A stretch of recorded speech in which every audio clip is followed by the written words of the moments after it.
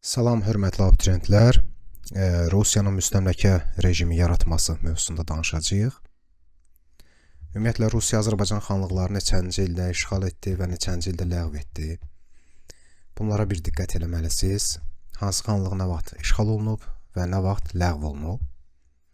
Və xanlıqlar Azərbaycanda ləğv edildikcə həmin bölgələr üzrə komendant idarə üsulu tətbiq edildi. 1804-cü ildən başlayaraq. Komendant idarə üsulu nə idi? Hərbi inzibati idarə etmə üsuludur. Hərbi feodal səciyyəli bir rejim idi. İşğal rejimi idi. Yəni tutulan ərazilər hərbi qaydada idarə olunurdu. Bu da təbii ki, mülki əhalinin narazılığına səbəb olurdu. Rusiyanın müstəmləkəçi siyasətinə xidmət edən ədalətsiz bir sistem idi. Bəs kim idi komendantlar? Komendantlar Rus polkovniklərdir. Bu şəkildə də gördüyünüz kimi. Bunlar təsərrüfatı, mülki və hərbi işləri idarə edirdilər. Məhkəmələrə başçılıq edirdilər. Təsəvvür eləsən, məhkəməyə başçılıq edirsən, amma sən heç bir hüquqi təhsilin yoxdur, sən hərbiçisən. Vergi toplanması və bütün gəlir mənbələrinə nəzarət də məhz onların əlində idi, komendantların əlində idi. Bəs kim tərəfindən onlar təyin olunurdu vəzifəyə? Rusiya imperatoru Qafqaz hakimini təyin edirdi Qafqazı idarə etmək üçün və Qafqaz hakimi də təyin edirdi komendantı və komendant da naibləri və kəndxudaları təyin edirdi. Yəni, belə deyək də, Çar Rusiyası dövründə xanlıqlar ləğv edildikdən sonra Azərbaycan əraziləri əyalət, dairə və distansiyalara bölünmüşdü. Müsəlman əyalətlər rəisliyinə Şəki, Şirvan, Qarabağ, Lənkəran daxil edilmişdi və Şuşa onun mərkəzi idi. Hərbi dairə rəisliyinə isə Bakı, Quba, Dərbənd daxil edilmişdi və Dərbənd onun mərkəzi idi. Komendantlar əyalətləri, dairələri və distansiyaları idarə edirdilər. Mahalları və kəndləri isə mahalları naib, həmin bu şəxs, kəndləri isə kəndxuda bu şəxs idarə edirdi və komendant tərəfindən təyin olunurdular vəzifəyə. Məhkəmə sistemi təbii ki, ədalətsiz idi. Əyalət və şəhər məhkəmələri yaradılmışdı. Təbii ki, komendantlıq dövründə məhkəmələrə başçılıq edən də komendant idi. Şəriət məhkəmələri əvvəlki rolunu itirir. Onlar yalnız kəbin, talaq və vərəsəlik məsələlərinə, evlənmə, boşanma məsələlərinə baxırdı. Hərbiçilər üçün səhra məhkəmələri yaradılmışdı, amma mülki məhkəmələrə də burada baxılırdı. Yəni, sən bir çörək oğurlasan, səni hərbi məhkəməyə çıxarırdılar. Və məhkəmələr rus dilində aparılırdı. Yəni, burada gördüyünüz bu zavallı Azərbaycanlı komendant tərəfindən cəzalandırılır, hərbi məhkəmədə cəzalandırılır və onun cəzası ona rus dilində elan edilir və o rus dilini bilmir.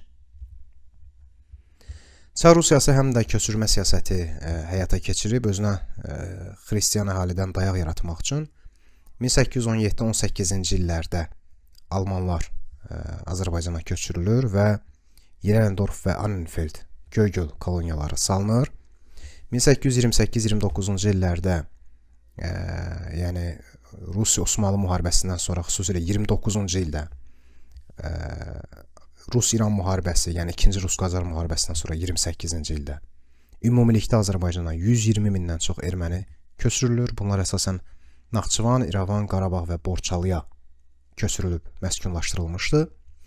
Və bir də bidətçi ruslar Azərbaycana köçürülüb 1830-da. Bidətçi ruslar Rusiya imperiyasının bəyənmədiyi ruslar idi. Bidətçi ümumiyyətlə dinə yeni qaydaları gətirənlərdir. Malakanlar falan olub. Bugün şəhərin mərkəzində də Malakan bağı var. Bu bidətçi ruslar idi ki, onlar Azərbaycanın Qarabağ, Şirvan və Lənkəran ərazilərində məskunlaşdırılırdı. Və Rusiyanın Azərbaycanda müstəmləkə siyasəti, biz ruslara nə verirdik? Biz ruslara məsələn pambıq verirdik, xam malı verirdik. Onlar bundan parça və son məhsulu hazırlayırdı. Köynək, geyim və s. və ilaxır bizə 10 qat bahasına satırdı təzdən. İmkan vermirdi ki, biz özümüzə müəssisə yaradaq. Yəni, bizi, Azərbaycanı özünün bir biznes obyektinə çevirmişdi. 19-cu əsrin birinci yarısında xam ipəyə tələbatı ödəmək üçün Nuxada ilk kapitalist müəssisəsi olan Xanabad manufakturası yaradılır. 1836-da Qafqaz ipəkçilik və ticarət əkinçiliyin yayan cəmiyyət yaradılır.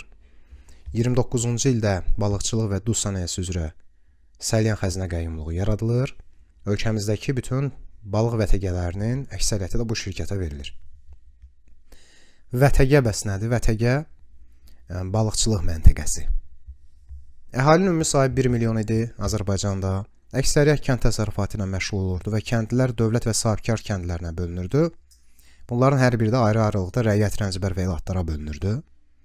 1829-cu ildə Azərbaycanın şiə əhalisinə rəhbərlik etmək üçün Şeyxülislam, sünni əhalisinə rəhbərlik etmək üçün müfti vəzifələri yaradılır. 36-cı ildə Alban katolikosluğunu ləğv edirlər ki, bu da Qafqazda Alban irsinə ciddi zərər vurur və ermənilər başlayırlar deməyə ki, bu abidələr Alban yox, erməni abidələrdir. Və biz burada uzun müddət yaşayırıq. 1821-ci ildə güzəştli ticarət tarifi verilir. Bu tarifə əsasən Avropadan Azərbaycana gətirilən məhsullardan yalnız 50%-dən gömrük rüsumu alınırdı. Sonra ruslar gördülər ki, belə olanda Avropa malları daha yaxşı satılır, Rus məhsullarını alan yoxdur. 1831-ci ildə yeni ticarət tarifi qəbul edilir və burada artıq ruslar üstünlük qazanırlar. Yəni Avropa məhsullarına artıq burada güzəştdən söhbət getmir. 1836-cı ildə rəhdari vergisi ləğv edilir. Bu gömrük haqqı idi, daxili gömrük haqqı. 1839-43-cü illərdə Azərbaycanda da Rusiyadakı kimi vahid ölçəkli pul sisteminə keçilir və natural vergi pul vergisi ilə əvəz olunur. Belə, dəyərli yoldaşlar, ümid edirik ki, mövzu sizə aydın oldu. İndi isə vəsaitimizdən mövzunu öyrənək. Hər biriniz uğurlar. Hələlik.